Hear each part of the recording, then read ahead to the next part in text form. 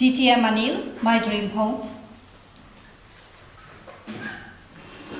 How many of you are out here in this country to build your home back in India? How many of you have already shortlisted a place where you want to build your dream home and probably have put your down payment towards building this dream home? I will tell you why this dream home is a very bad investment. And you will probably hate me now, but will thank me later. Now let us presume certain basic facts. Let's assume your dream home cost you approximately 1 crore rupees, which is approximately 10 million Indian rupees. And let's assume the interest rates you're going to pay is 10% on your capital. You will not believe it. After 7 years, your 1 crore investment with interest has come up to 2 crores. So if you bought it as an investment to sell it after 7 years, lo and behold, better hope that the inflation and all the prices in the neighborhood has also gone up to that level where you can sell it for beyond that. In other words, you sell it for 2 crores, you break even. If you had to take a 15-year loan, that 1 crore investment with interest would have come to approximately 4 crore rupees. And if you had to take a 20-year loan, it would have been 6.7 crores before you can sell it to recover your initial investment. You have not made any money on it, you have just recovered your investment. Now, ask yourself, if the EMI that you had to make per year for the first 7 years was put into a fixed deposit at the end of every year, at the end of 7 years, you would have earned 3 crores as interest.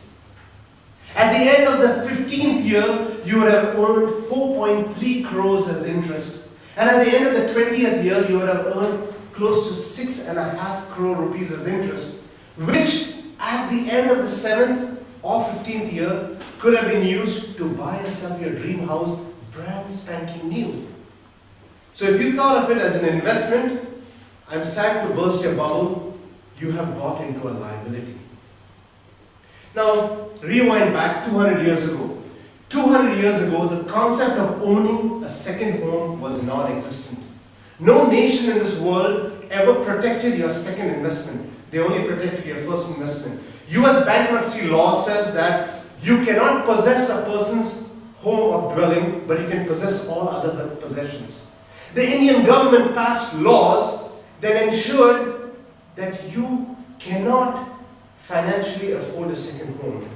But we have watered down all these regulations and allowed second and third homes to be bought as forms of investment because the Indian government realized one greatest threat to the nation's economy: inflation. Inflation is the greatest destroyer of economies. 1 Indian rupee was $1 100 years ago.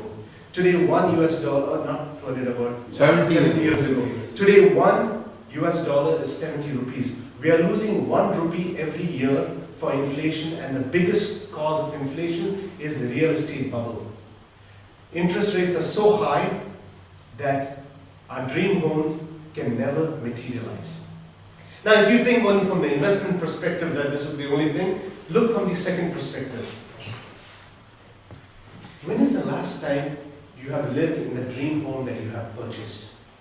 It's lying empty back home, and you are paying annual maintenance charges, and you have all your fixtures and light fittings and everything that are falling apart.